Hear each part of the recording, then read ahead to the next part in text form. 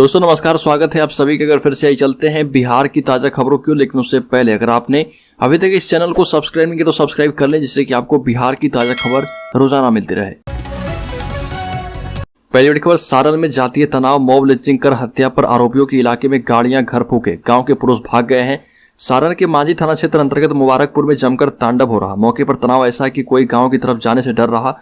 Mob lynching कर युवक की हत्या के आरोपी जिस तरफ रहते हैं उधर घरों में आग लगा दी गई है। टोले में महिलाओं बच्चे की रोने की आवाज आ रही है, जबकि पुरुष इलाका छोड़कर भाग गए हैं। मुबारकपुर में महिला मुखिया आरती देवी के पति विजय यादव मुखिया प्रतिनिधि हैं और ये बात सामने आई थी कि बाइक से आए 3 युवकों ने विजय यादव के मुर्गा फार्म पर आकर फायरिंग की थी। इस कथित फायरिंग के बाद भीड़ ने तीनों को जमकर मारा और जिसमें से एक व्यक्ति की मौत हो गई। पीटे गए तीनों युवक राजपूत जाति के थे, जिनमें से एक अमितेश कुमार सिंह की उसी दिन मौत हो गई थी। बाकी 2 का पटना में अब भी इलाज चल रहा। और जब अमितेश की लाश उसके घर पहुंची तो मामला राजपूत बनाम यादव हो गया। अमितेश के घर की महिलाओं ने ललकारना शुरू कर दिया कि राजपूतों ने चूड़ियां पहन रखी है क्या, और इसलिए यादव मार रहे। इसके बाद राजपूतों ने मिलकर यादवों के गांव में आग लगा दी। गांव के सभी पुरुष फरार हैं।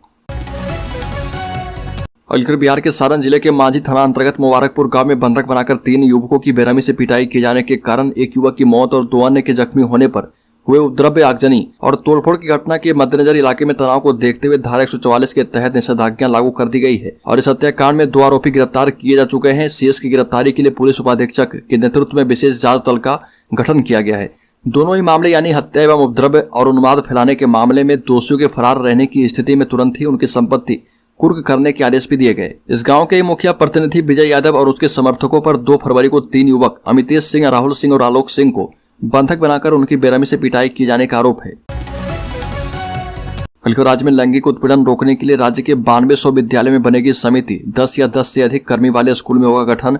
बिहार में राज्य भर के सभी स्कूलों में अब शिक्षिका और छात्राएं लैंगिक भेदभाव या उत्पीड़न की शिकायत स्कूल में ही दर्ज करा पाएंगी।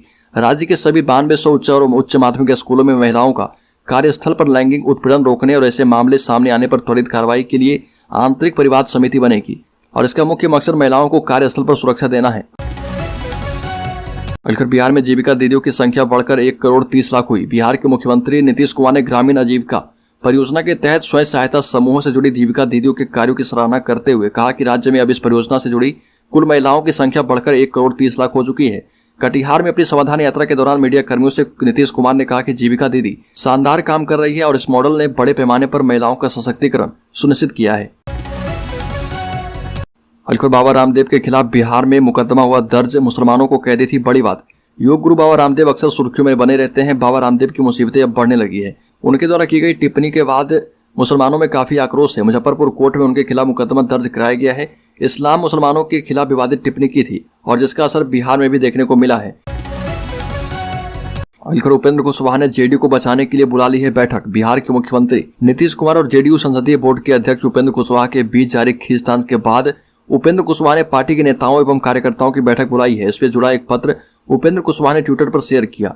जनता दल यूनाइटेड के प्रमुख साथी, पूर्व रालोसपा के साथ काम कर चुके प्रमुख साथी एवं महात्मा फुले समता परिषद के प्रमुख साथियों के नाम जारी किए गए पत्र में उपेंद्र कुशवाहा ने लिखा है कि प्रिय साथी, हमारी पार्टी अपने आंतरिक कारणों से रोज रोज कमजोर होती जा रही है और महागठबंधन बनने के बाद विधानसभा उपचुनाव के परिणाम आने के समय में ही पार्टी की स्थिति से अवगत करा चुका हूं और इसको लेकर 19 एवं 20 फरवरी को जेडीयू की बड़ी बैठक उपेंद्र कुशवाहा ने बुलाई है। नीतीश कुमार पर सुधाकर सिंह ने फिर से बोला हमला, कहा कि राज्य सरकार माफियाओं से मिली है।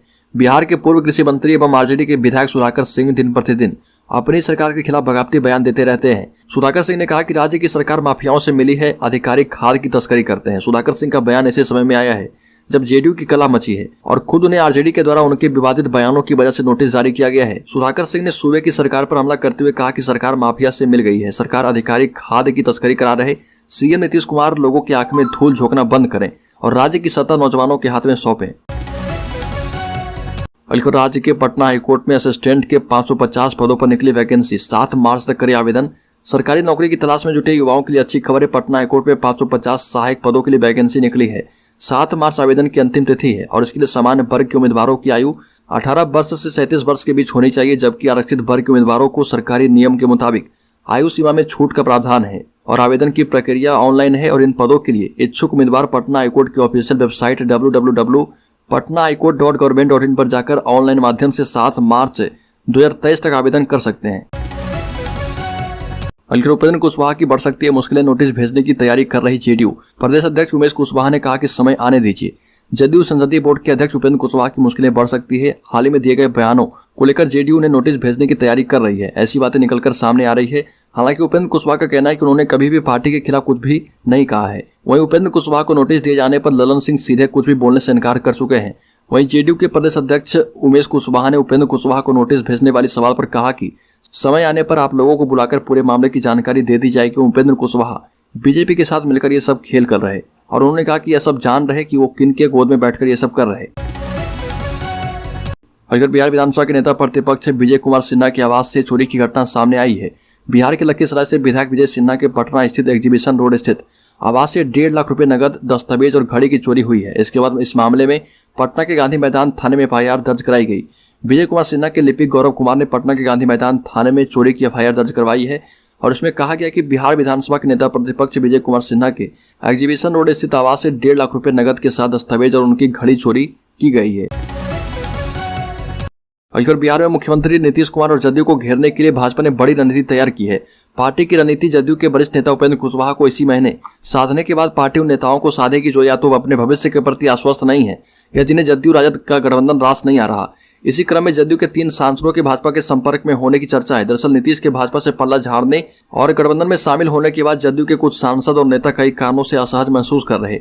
महागठबंधन में कई दलों के शामिल होने से कुछ सांसदों को अपनी सीट गंवाने का भय सता रहा। फिर नीतीश का अगला चुनाव उप मुख्यमंत्री तेजस्वी यादव की अगुवाई में लड़ने की घोषणा से भी कई नेता असहज हैं। भाजपा से नाता तोड़ने के बाद नीतीश की योजना जदयू और राजद का विलय करने का था। नीतीश जनता दल परिवार को भी एकजुट करना चाहते थे। पार्टी में बगावत की स्थिति पैदा होने की आशंका से राजद जदयू का विलय नहीं हो पाया। अब राजद का एक खेमा चाहता है कि वादे के मुताबिक नीतीश लोकसभा चुनाव से पहले सरकार की कमान तेजस्वी को दे दें।